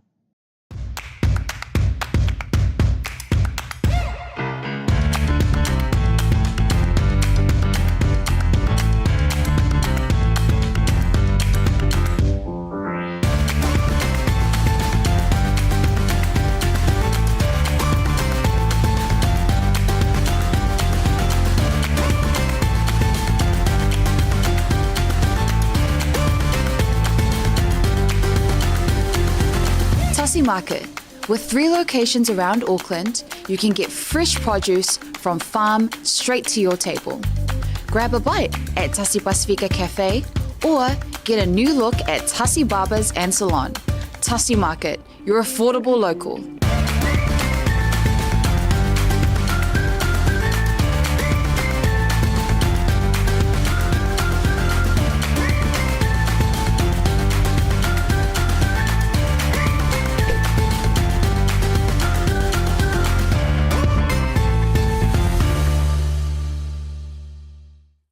Taimura wati leo walua sifuru minuti au tene ili July ono ele tautua faa wau ale Blue TV ama se voyo le programa le tautia ya emar malwia fai volu tanjo tunu le vanga le viafi. Ia ile taimi anjo le na fatara no anjo ile sunga ia va anjo funga. Ia na toi tamu fai anjo fo i Samoa. Ile matanga ruenga leo mo le taimi muri tautua tamu fai la vai na mo se se taimi ia mo se fatara no nga uyo lea. Ia wasiringa kari se Tare lo por pisi ia por bode fia kalangoa ia bode fia faadia ni fina ngalo fo yuni ia ilungo por kalame ele umai ora vai so fo ola auto mo faina fo ia ina ia toe tu ia tu le matanga ruenga leo I Samoa o le tafa tolu la leo ka kom ka up se mai se la to pitola au uyo le ele me mari o le ke vai ko yeli ka ko le au fia fo ole makua pia kau kele male au le ro kunu vi tau to tele fo mai lan to fa le fia I me sa vari fa le nga ma ya fo isi kamare nga va sa e to ya na nei fo ia tau to ma tau wina lo fi ngalo ai me se fo yo loto o fo nei ngalo se ela wa fiso ela wa tolo ela tasi de mo yolo ole no ngol por klame le ni fia tau sa ili le fa pa le nginga o kala mai le sipito ele ise ngau ko inga le fo ise manantu tau mo fai fo ile ina ia tupu mai ai ia ni felau to inga ole nga fo yo tanto fa so fa le nga ia e fo tu ia li ile soifo yo anu lu mai le tu anu mele nga ka vai ko nga uma ya li wa tolo ya mai fa tan lo nga male to fa ya le ana o vai ku lo wa makanga me ile sipi e ka ule fie me fa le nga e o yo le ya mori fa malo male nga fa afte tele a wona inga lo fo ile fa mo now no tu watu la fa pe o fa linga le vai po e nga ngau kele po kala me se fo o ringi ai mi se ya o na fa tau so tickets o le ta longa matutia ale to Samoa male kiwi le so lusu tasi o ke topa ma de tua o le o maua ta to tickets I so o se flan o le tato Pacific isi money transfer alu ia inga fa se ticket o malo ainga o le fo wa ile tato online ile link le na uma fo ona tu ina tu le lu ia e mafai ona fata wa so ticket mo le ta longa matautia ile va le to Samoa ia male au malo sir kiwi ile lan to ta mi sanga ta fa tolu ai afa pe finga ka ia te o ta mama tina matua ona fa ile tu longa online le ticket ia tulil fa na wol na o mawa so sfar lo malan la o Pacific isi ia money transfer I nei la vai ni usila po aukilan fa tawai ni ticket mo oe malo ainga taiboro wati ia ole o se valian tu watu la ta fo ile afa o leono ia le nei vanga o le fiafi ole tau mfainga fo ia miseo le tanto fa mo ile mata upu tala noina ia o te manatu ole talia lupe o maunu e se so ta inga muli mana matanga wenga o leo o te le o mai loa le fo ile fa fonga mo wana tunu ia walanga ye isi ngai pe ngai ye so enga ma swafana ya afia mai fo e tau ona ai I ro tari tunu ia waka kaulo o nga afia I la to malo fa tau nuina ma fa awa wina onisio fa tala noanga te afa pe tau sa ili lava ia ile o ngole foi fa mo ai ele ise no tele a mesu e pai mala fa ma fa karangoa ia kailo ia se vanga bo ngofo fo ia oi si ngoyang ka mai o Rachel e ma se vanga wan no fo lan to ia ma reach out to mai mana na ola fo ilo na to lo to fo jeif ia tala lava le tautua mala unanga ioi ai o tele ngona wa tele le fa tala noanga o le mata up joy lava o se tato information se mala matanga wenga o leo la auto e tau mafai ai au wale vai so fo wa o le ua saunoa ma foi le tofai a le ala ia ae a whape ma whai foi ona whaatala noaina le loia ia matulanga whapena o le a longo puia li ilava lo tau pa ia ma lo o tau malu moli le whaafteitele ma le whaamalo Samoa ia I le nei foi vaenga o le fiafia me se foi whaamalu lu whaunono le a ua kousi sila mai wa uvatua e lunga le meli le sa meli mai ia I le foi saka ele saka me mawhaia wa no tia la ulo te manu tuwa e beo le tala fai sala fai ia ona o le nau watu ia au leo nga tasi foi le futia ma le umele le nei vaenga le fiafia ai ngo fiafia lava mo uta pena matu watu fo ile li ia ilo na fi le mu le nei fiafi ia atolu e alu to e matala ya senga wa langa ile o e pule lava stafu ne o foi la ile time e willing ai foi ia le to fa lela leanga o le porkala me lava ngai leanga peinga mapu e kuai le foi tu ainga la fonga matulanga tu ainga e vera lo tali tonu mana ia foi la ai to e mawasi na lao le lumana ia ole au no fo pe fa tali a fa pe alu o su tanga o va tele o already lo ia le tu o le tala ma fai ona fa soa ma tala no ina lunga o porkala I am more than welcome em fai ia ona te tala fo 11 no pe te tala pe 11 no il to fa ia le pule e ma fai ai se aso iluma pe afina ngalo ia e to e maliu mai ia e fa tala no ina te tala lava le Blue TV ma proclame le tuti ia ia ole no te inga mo nga fa lu pe le no mati ia e manuia o tato faiva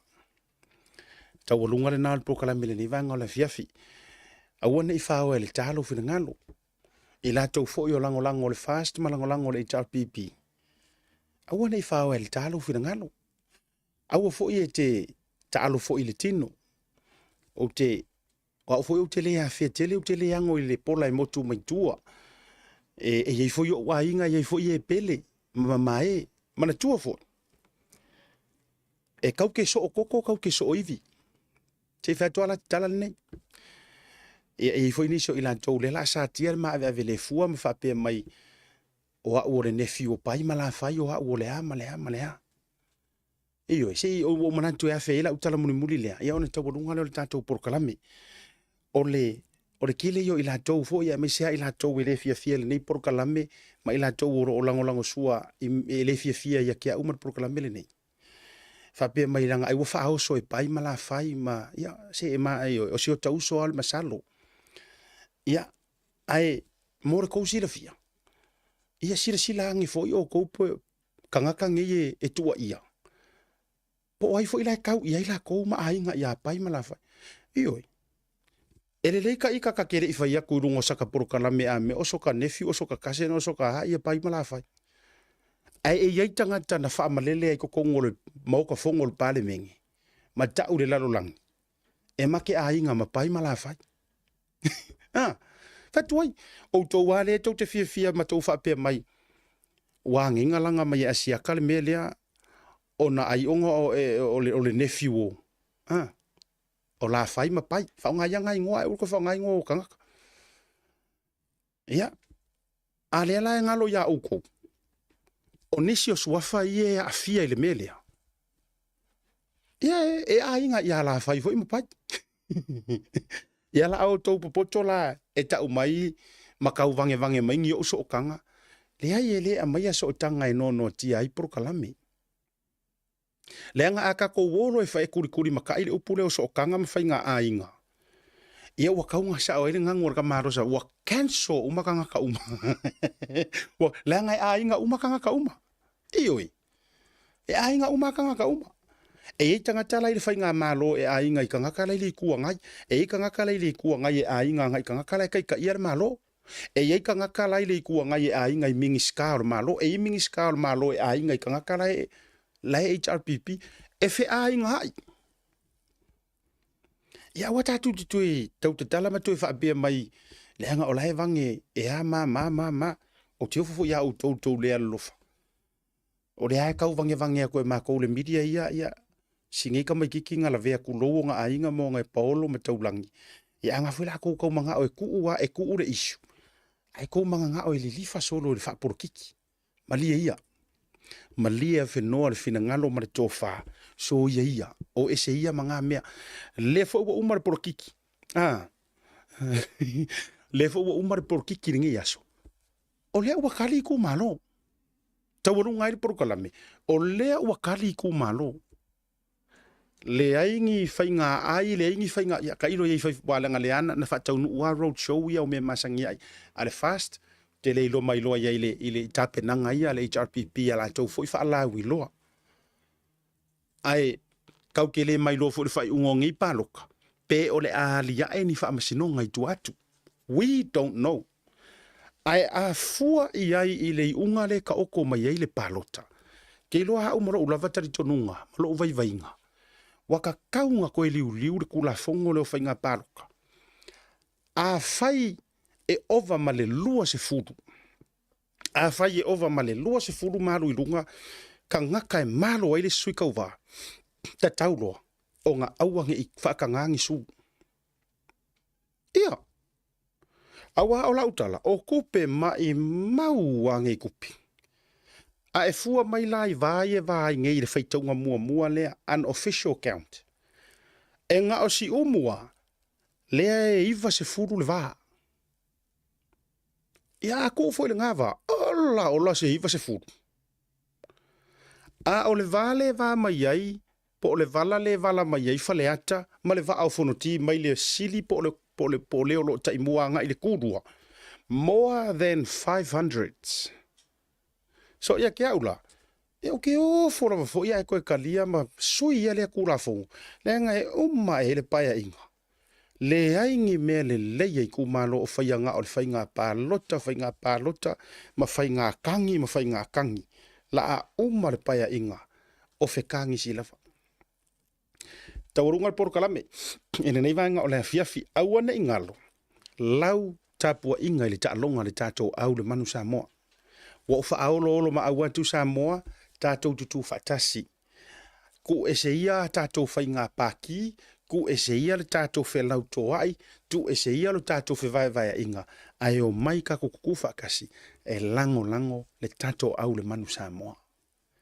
lau fionga le faia onga faulu vavasa manaya se lala mapsua lau fionga le sui faia onga lau to fafa alongo tana umanga manisi o sui faia onga lango wale maua to sofa matai lau sunga le manager ma te tai malanga lau sunga le mapua na fanua sua heset Jeremia lau fionga le sui te tai malanga lau fionga le sao ali ituala Ben Silva male pulenga antoa le tato au se furu ma le lima filifilia le manu Samoa faia le leo asiata mafofonga tau moli o le pulenga le Bluwave TV ai maisi o le matou sports talanoa ma le fionga ya au mua to vaenga ma le fionga ya to le foa ane te lea ayo luputea mo moli e toi le matou fa malo ina le ile maua se kaimi e tu fa tasi le matou por kala me walanga le tu uile solulu ai mo moli atu o matou fa malo mo moli atu lo matou fa manuia e faia ilo uleo mafonga o le fa manguia fo inga ale ova male afe le mai mo e kaimi ngi ia pe ova tu fo i male lua afe ma ilantou le mai mo le taimile nei ma sa mo atoa fa le wantu alo yo to favor o ko mamanga eyo ia tata tanga to upua fe boy lo na dali o le anjongi ia tata tanga tama ia tata to toto laula au eyo sauni ia ile amouta fa fo ilea o le amotai ia ai fatata mo to ya so nei momo alo yo to favor manuia la tota le tota mfainga ma tota puai ma to pole fala ia maula le ula pole fala maula le ula to ia muri papanga ma pati to le fe po mai lava il fao ma malu le tanto malo Samoa suyo le fono suito fia tama ainga ta yo le tunu ta yo le palemene ta yo le famasinonga ai maiso e kalesia so fatasi ma ta o le malo Samoa mai lava yo nao se yo o ile utinifu matama mea mako kapo ya manu yo to favor o to mamana o le ale me ko yai kalia malenga fifia malenga fatai o le tunu fo i wa masani le malolo fata mali iyo ia e tau mawhaila tau au mua mara tau talonga mua ia ina ia sao mauli ia le tau whaatam soal inga kaurunga proklame ia le vanga le fiafi te tasili se tatu whaatam noanga mara tātou kalesia ia le Universal Church leo le asa so mai ai le au whaatou whatu tātou whailoa i le vai aso fau manuia le alofaiva o Samoa marana manu Samoa manuia le alofaiva o All Blacks manuia Australia ia o uma au ia tau te peki e ngaka fo ilo tātou uso le Pasifika ia tonga mawhiti manisi o au uma manuia la tau whainga whamangaro sera mangau le tau tumarila fufunga vateli tuturi mitanga uru fiasina one program le vai aso fau ma le tautua lau Blue TV sipa sera manga matua upu o ilu tātou va Samoa au ri le toto taimo le fiasia te wharebaru pio voliko ma le program le Blue TV ale TAUTAI A'E soifua ma ia manuia. E whaatalo whautu Samoa i lau whasausaunga i malau whafonga mai le tātou pō kalame o le TAUTAI A'E. E mōle te fōi le whawhitai i le sasunga ia siata tu sai fōi ma le wanoa matango whiu tuina mai. E mōle tuai se upu whamalosi i le au whatuatua le ngata i lea o e lea ro e mai mō mai e le nei tū la. I le swafa manamalo i su kiriso o te whaatalofa tuai alo ia a wālau whafonga e le nei tū la. Ia, tatu whatasi ia ma le au na whatau wā, ia wā atu funga, e mole atu, ia pe whasoa tu fōi o le porkalame a lau Universal Church i New Zealand nei. Ia, ole e kalesia le Universal Church, o lo whapena o ngā lue ma tautuai i le whaaleanganga, a wā fōi le taulongolongo, ia ma fesoswani i le tele o nganga ua whapena o na mana umbia le fesoswani. Bea na whamaile whiong pa ia le tua, o Yesu Keriso o le li. Ioe, o lono winga, po ai lava o le as whawhitauli o le a fōi se tali o lo e mana umbia, se fesoswani, o le as whamai, o le as whawhitauli o lo whengai le nei taimi. Avelo wola mo Yesu Keriso, o ia lava na te abatua le tali e te oe. O le tali fo e abatua le tue e te oe. O le tali whaaliali. Ia, tātou ave o tātou whaatuatua. E bei ona iei le ngaluenga ale Universal Church o whapenau na whasoina. I le to teleo i lātou na mana umia le whasoswani. O asi mai te tono ale Universal Church. Whapena fo i lo olanga. Le teimina o mau ai le whai to ale Universal Church. O over ai le swinga o lo olanga. Ma le whamonianga le atua. Na whai ai lo olanga. Ma le to tele. To telo i lātou ua whapenau na whamanuia i ele tua. A whaila o iei se meolo e mawhatia iei i nei taimi o lo langa i le ola whaaleanganga, nenga te lea o lo tino, maua se tino mai, ea o le olanga i te tonu o le soifua malo luina o lo ainga, iei se o lo ainga o maua ni mai o le tino. Ea nenga te lea o whaalawlawe po ese inga whaaleu ngali. Ia o te tonu a whapeo whaisau company, o iesau company, ua whaale lei na halu le company o lau ngaluenga. Le tele o mea ua sawhailo o langa. Ia o te tonu o whanau, i lau whanau ua maua ni whaasosonga o tuina nau o leo langa, i le awa malosi, ia o whalau whasaina, ma le tele o le ngau sa, ua whapenao na whaaleanga ina i tamaiti. Le to tele o tangata o ainga o i te tonu o whalpuipui, Nenga te lea ua maua i whamai o tino lo ta otolia i maotanga se ngase ona o leo so whai le fili ma le te apolo i te tonu ainga. Ia lea ua wala au ia tuai la. Asi mai le Universal Church e matala le whai to ale Universal Church yaso uma. E whai a mātou service po whai ngā lotu i le aso sā, ia o whai ngā lotu i le aso ngafua, o aso ngafua, o le whai ngā lotu i le aso ngafua o le tūtau financials.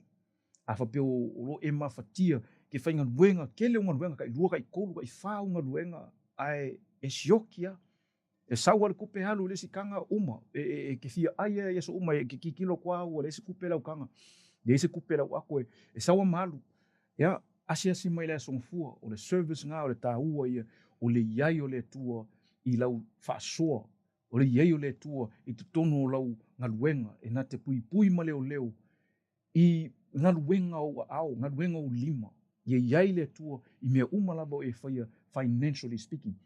O le aso lua, me tala whai toa, e whaisau ninga, ale ekalesia i aso lua, i wha malo longa. Ioi, a whapeo maua se lo ainga I whamai po le halava se mai lo tino lo e maua asia si mai le aso lua aso ye whai wha malo longa I tu tono le kalesia ia matala foi le whaitoa le aso lulu la aso piti sili nei tau e le tauna e misia le tauna e sawe o le aso le o le paipo study o le aso lulu sa ili le nganga pa ia ma I loa tili le upo le tua ma le hale fina ngalo le tua o lo mana o ia te oe ia maua mai ia te ia because o wale upo le tua nei a mai ina ia tupu maola I tutonu o tātua nganga lela a whapeo mana o mia le malo si anga whale nganga I lo wola whale nganga su mai tātua whatasi le aso lulu o le amatala whaitoa o le stofi ia o le aso lea I taunu ngali I mea taunu ngali I le ngate leo tutonu o aina le vau matua mwhanau asia si mai oe foi le ele I whaia so ainga ia nai tau sa ili so ainga su mai le aso tofi o aso ia au ngai tutonu o whalau ngali ma ainga mea lo fe ese ia matua malato whanau o le fe ese inga I le vafa au ngali su mai ma si mai le aso tofi o aso whaleile o aso ia o le whaasa o tonga aso le deliverance o le taua ia wai o le telo isi pe ona nau na manau mia tipi lau skereti pe tipi lau inu ava le inu pia kele mea na manau tipi ai skamai keimia ke kom fai kipi ia koe foi mai foi koe sau su ma les falile o la eva ai o les falile o le aso le taua fa le nganga it's a spiritual war o le aso le o le lava le mea o lo ngai se addiction po se mea o lo mawai su ma les falile o les falile o le aso le fai ele tau le va fa le nganga te tau ona te ma ia tu lei ese le tele o tu na o le tino lo ese saitia be o le spirit le o le addiction o le nganga le o le addiction le o tele tangata wa pa uai fa kesiano malosi kesiano nganga la vea ska mai addiction ia pa ua koe nai le tu mfaina tu nunga lea tu vala au tu su meles falile o le asto nai o le aso le I me ta o impossible cases po oni fa fitauli le yele talavanga le se fo ele mafainga kau ele ke fiu fai ele se kalion menga saule sto nai su meles sto nai o le sto nai fai afa peolo o se fa fitauli tupu I le tu tau immigration I le tu le apply sa visa po apply o mea o le mana mea ile soani ana malo I te tauna approve lau visa o lau resident le hapena su mai le stonai la na le tasi le service I le taiau I le fitu le taiau le service na impossible cases ta uolo sauma mai pepa o lo immigration ia po se matai o to ainga o lo hapena no ese mea lo tupu tu tono to fanua o mai le si ainga tau avel matai o ko ainga ia po o fangua me penga o avel malo ave le tua lau tangi ave le tua lau fafitauli wana o le tua mai le tali o le tua fo ina te avatu e tonu ma le moni o le mea o lo tau mwhai fight o le mea nai te mana o ie malo lano oe ona le tu la fo ina le tua on tangata pau le su mai masi asi mai o le amatala pe le fight to ali Universal Church na te avatu te oe le fisoswani o lo mana o mia a o mea uma o lo tupu te vai le tali le tua langa hena o fa so atu ma avatu le fisoswani Universal Church anga na tupu le o langa ia mara to telo I lato o lo fa pena ona fa manuia ia le tua matali le tua I le mana onga o lo fa pena ona la to sa ilia o le ala fa fonga mai I le tautinonga se tasi fo I o ia mo ma le tali mai le tua fa fonga mai talo falama o lo mo tua ai o te le isau le ne ekalisia sa malaulia ue lo tolu mateo mai ai o te na o fai atu ia e tusa le atua le tapua ia ina to ma le atua le o te tapua ia a le taimi le o lo pala lo tino lo mo lo tino lo safai I le bebela ma I tua inga ma o te maua na ia le aso na sawero to lua ma le holy oil o le whangu o lea o mau na whapaia sua o lea o ma whapaia ma o mai a te o whaonga lea I lo tino ia sa o whaongaina wa ngalo ia une po ua te a po ua hiu ai na ua oile whaingal mai aso. Toi fsiri mai lo tōlo ia wa mai lo ia nau tango lea ma so ero tino mo tino ai ua whapea ona whangarolo i e lea tualo me whama aile no moa. Lea sana so aina whai e roala whai unga la mau la mau mai le karisine. Ia o i lea na amata mai ai. O te matuano o sau le e karisia e lea ia September futasi wa female ono na o sau ai le e karisia nei.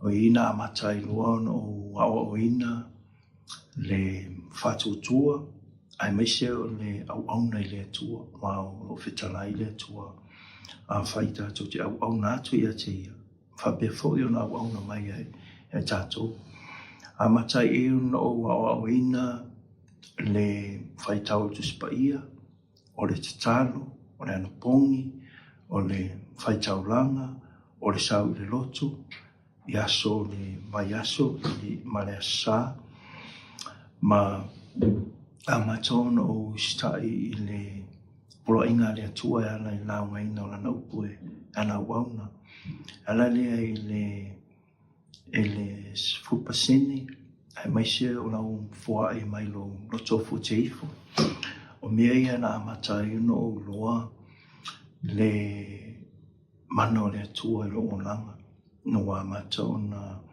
mai le whai unga loa fisuono na o amata ona sui ama wa o sangata loto ita e ita leanga tele e ao vai tangata e whaingo fie ia ona fasi po toinga mioleanga ia soia i lo langa toai inu pia o le tawhao vale mea umai na o sau whai unga le loa fisuono ma sau e uma fofau o tauna tu o loa le si singa o le au auna lalangi o le au auna i le atua o i lana e amatanga o le wafe sufitu na amata le lei amata ona o le toe alu ia uo amata ona o i o le whaengo loa fisona tu aira o impia loa sufitu o le toe impia o le toe ta o le toe amata ona alu ese lo wita amata ona o loa control o wita ma mata i le masa maringa ma le atua e ana i le la o nanga i le sfupasene po le tau e tātou o le suruai whamanuia mai le atua i la mai le ngaruenga fau mau te lelo o tutongi na moa mai le teimira o whaingaruenga se ia o mai i le lua fe luasfulu ina ua lua fe luasfulu sa whai e le taulanga o le out of season o le taulanga lea na o papatiso ina o le tua ina ngapa i lunga o lana purela ia Januari i le lua fe luasfulu i le o ngā tonu o le lua fe luasfulu sa whai e matou a taulanga e ala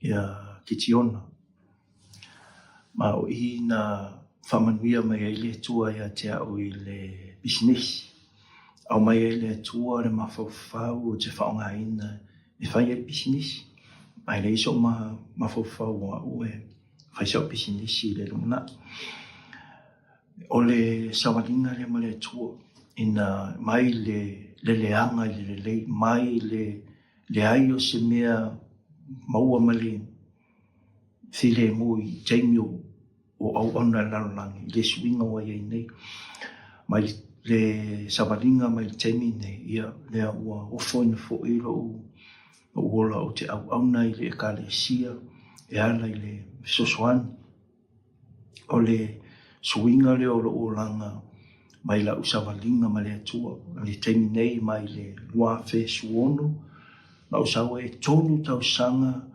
na o faita i loo langa tuai.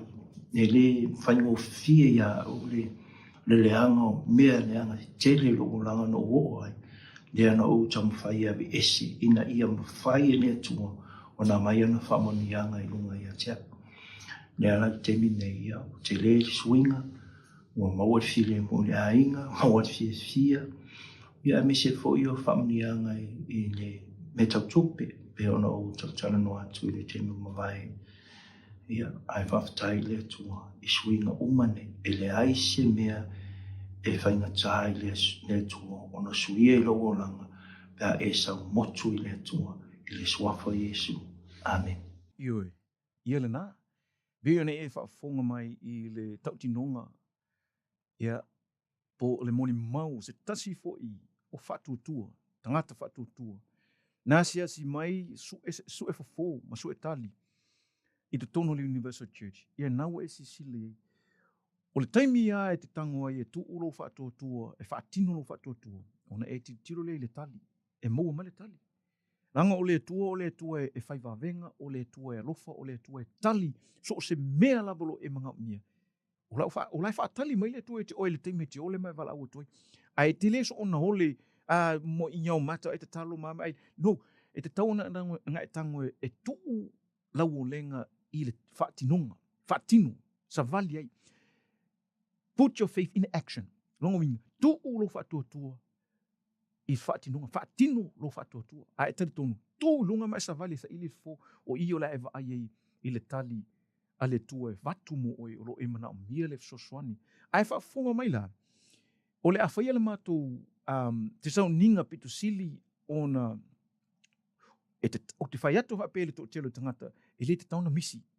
O le sau ninga le, o tō tele tangata ua whamanu iei wana whai mua sa whaatino i te tono au kilani i le Aotea Center, ua ova ai ei o mata, ua o moli mawina va venga le tua na whai le tō telo tangata. Ua pupula ei o mata. Mauta le tono, o va venga na tutupu i aso la ua lewa, o la tutupu o le taimi nei. A le fesili la, e te tali tonu ai. Sili pisili na tāu e te oi. O lea la, o lewa noa petu sili na tāu e te oi lea, o lo emena o mief so swani. E te asi mai ai, i le aso le event lea la whai. O i le aso mua o ke topa, o le a whaia lea i Manukau, i le place ata ua o le Vodafone event. A ua leo toe suia nei la, o la ua ta ua o le Dewdrop Center. Ua suia nei le ingoa le Dewdrop Center. Ai whaafonga mai, o le whasalau atu, i le whasalonga le whasalau atu, e mō le tele o mea na e te whia mana o mia. O lo le a whasalau, na e te tilo le iei i details, po vahenga ta i tasi e te taona e loa o le o whea tonu le mea la iei. Ai sa whaafonga mai le whasalonga le. Coming to you on Sunday the 1st of October at 5 p.m. at the Dewdrop Event Centre in Manukau in South Auckland, the former Vodafone. A day for you to be healed and experience the power of God for yourself. A day for the miracles and wonders of God to be done in your life. Now is your opportunity to receive the power of God.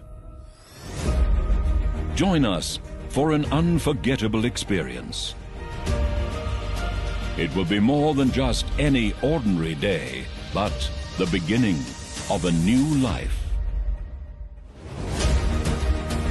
You will also receive a free bottle of blessed oil from Israel. Don't miss this unique opportunity to experience the miracles of God. You will witness the entry of a replica of the Ark of the Covenant. A day of miracles and triumph for you and your family. Entrance is free of charge.